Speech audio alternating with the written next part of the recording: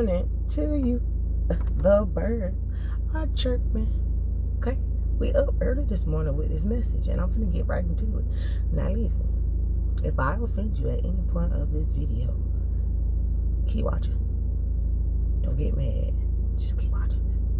Because I promise this message is for you. And today we're going to talk about being humble. And I'm not coming from a place of judgment. I'm coming from a place of a lesson that I learned. I don't know if you guys, this is your first time watching, or if you pay attention to any of my videos from like the last 5-6 years. I do not come on here and minister to you guys because I'm placing judgment. I'm ministering to you guys because God had to use me. So I had to learn a lesson and then come out and teach you guys a lesson. Not necessarily teach you anything, but just share my testimony, okay? So if you get mad, keep watching. I promise you, you ain't gonna miss it, and you gonna love it, and you gonna appreciate it, okay? So anyways, with that being said, we gonna talk about being humble this morning, honey. And yeah. So for me, right, I was raised, my family, especially my mom, because my mom was the predominant caretaker for my life. She always taught me to be polite, be humble, be respectful, have manners, etiquette, integrity, right? But I'm a human, and I don't really like to be told what to do sometimes. I'm a little stubborn and hard-headed, so I get puffed up in pride. And I want to say it's about 2018, 2019, somewhere in there, God began to send me on this journey of character building, okay?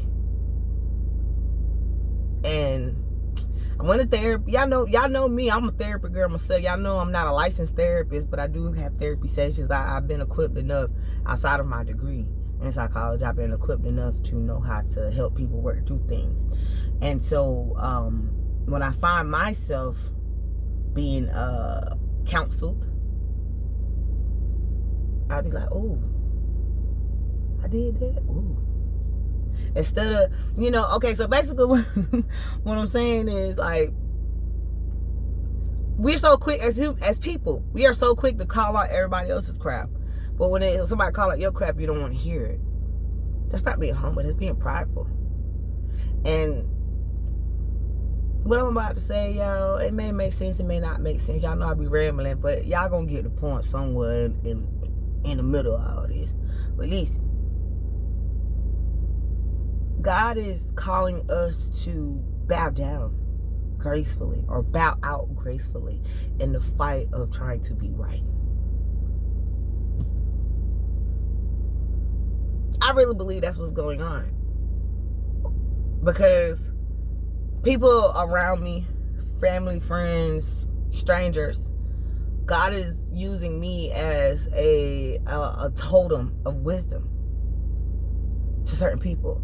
And it's not because I am better than people or I know more than people. It's because God had to tell me for me to sit down somewhere. Because I try my best not to be a prideful person, but for the longest I didn't like for people to tell me anything. Like, I could tell you about you all day, but the moment you tell me something, no, you ain't right. I operated in narcissism for a very long time. And it wasn't until, again, like 2018, 2019, where God sat me down and was like, baby, no, we need to do a character building with you. So for the last few years, that's what I've been doing. I've been character building. And God has, again, been using me as a totem of wisdom to help other people build their character. And at first, I was kind of nervous about, being so bold and blunt with people, because I had a fear of rejection. I had a fear of rejection, y'all. So I didn't like to be the one to be like, oh no, Charlie, you tripping. But now I do that. No, baby, you tripping. But let me tell you how you tripping, and I'm gonna tell you how you can fix it. Because I used to trip about the same thing. I used to do the same thing. So this is what God did to me, and God, you gave me these tools to help me overcome what you are currently going through. Now, my situation may not be yours, but you could use some of the stuff that I'm saying to you to make you a better person. And that's okay. You know what I'm saying? I don't have to walk in your shoes to understand what it feels like to be homeless, to be hungry, to go through all these things. You don't know my life. I don't know your life. But for some reason, God said, hey, we put y'all two together. And so I'm going to use the opportunity to minister. And no, I'm not your typical minister. I don't believe in, oh, and God said, and Thessalonians, what is it? Or let's do Proverbs 29:23. The Lord said, da, da, da, da. No, my ministry is, hey, shouter, you tripping, I was tripping. Let's get this work done so you could be a better person. That's my ministry. And yes, I do use scripture. Yes, I operate in the Holy Spirit, okay? So let's just get that clear. If this is your first time watching me, I'm not your typical minister, sweetheart. And you might get cussed out, okay? But, or you not cussed out, but you might hear a curse word or two sometimes, okay? So be okay with that. But anyway, listen. Back to my point. I just had to get that out there, okay? Pride is the biggest thing that is holding a lot of us back from seeing God's glory manifest to its fullness in our life. I can go on and on and on about examples of where God had to humble me and then show me the blessing. And the biggest thing that I had to be, again, what I was saying before, I had to be humble with is being told about myself. I didn't like and it wasn't that I was or I am, so, oh, you can't tell me nothing. I just didn't like to be wrong because I had a fear of rejection, okay? I'm just gonna be real, I had a fear of rejection. And so because I had this fear of rejection, I did not like to not appeal to people or not be likable. So it wasn't that I was so puffed up that I couldn't be wrong. It's just the fact of I was afraid to be wrong because I didn't want to lose people.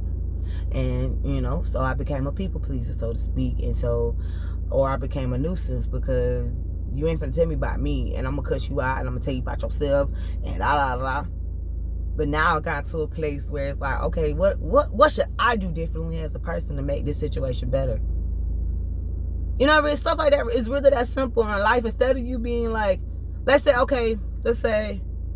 a husband and wife. The wife says to the husband, hey, husband, you did this and this and this and this and this.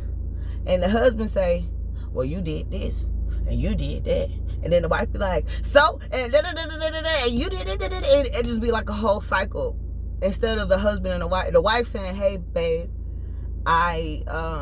something you said today or something you did today, I really didn't appreciate it. And if you don't mind, I would like to have a conversation about that and we hopefully fix it. And then when the husband says, well, babe, you did something I didn't like, so let's have a conversation about that. And the wife goes, oh, no, we can't do that. Stop, sis. Stop, sir. Always be willing, if you have an issue with someone and someone comes to you and saying they have an issue with you, always be willing to listen to the person's issues, even though you're the catalyst to the conversation.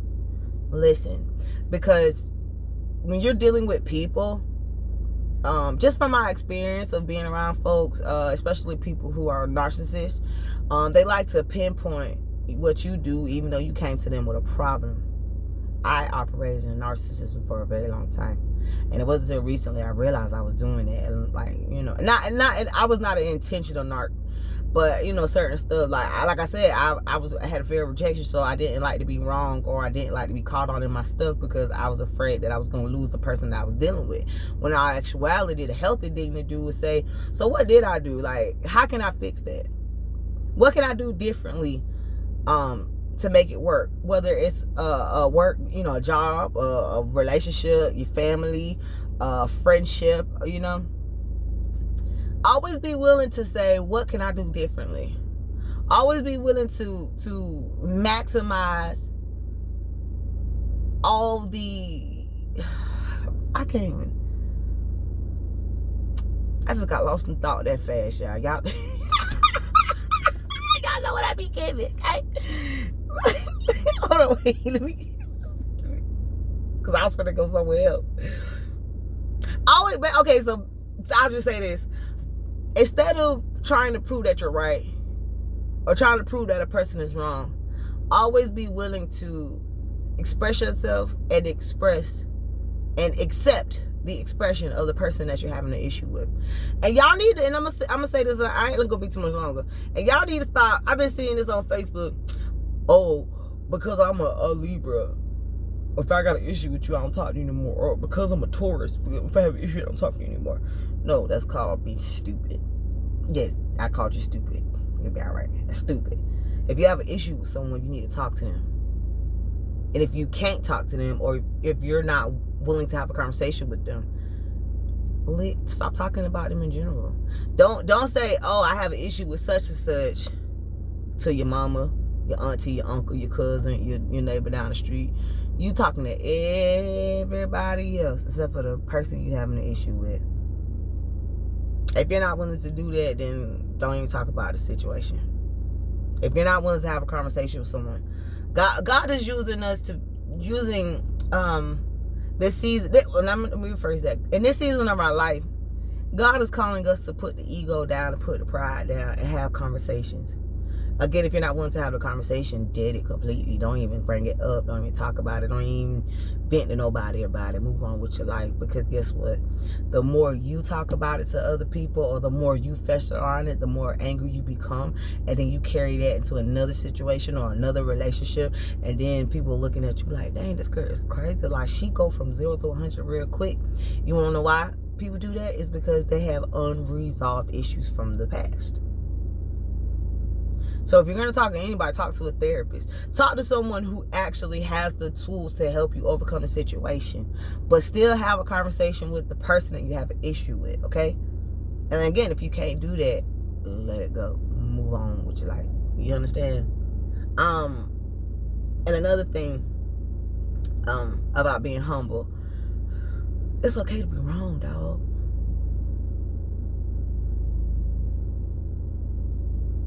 It is okay to be wrong.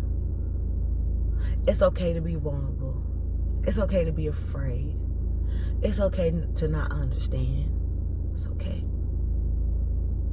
That's okay. I'm telling you, it's okay. Because if you've never been to rehab or anger management, they always say the first step of recovery is admitting that you have a problem. Once you admit that you have a problem, you can get to the solution of solving the problem, okay? I don't know why I feel so strongly about coming on here talking to you guys about this morning, but I feel like it's very important for me to express everything that I'm saying. And y'all know I ramble and I be all over the place, but for real, y'all, if you don't receive this message, it's fine. I'm just being obedient, okay? I don't be tripping. Now, some people look at the numbers and be like, oh, I only got 5 views on this video. Oh, I got 1,000 views. Or this person got 10,000 views. And we say the same thing. Who cares? I don't care about the numbers, because who I'm supposed to reach, I will reach. And they may never come to me and told me that. They'll give me a thank you for what I said. But my message is clear. And they go about their day and they learn something new. And so with that being said, again, I'm not going to be too much longer, but I definitely wanted to express to you guys this. God has all of us in a season of obscurity. We don't know what's about to happen. We don't know our next move. We don't know it. I mean, every season pretty much is like that. But for some reason, a lot of us, especially believers, are going through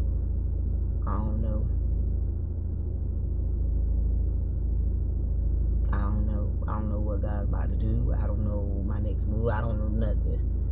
And I got faith.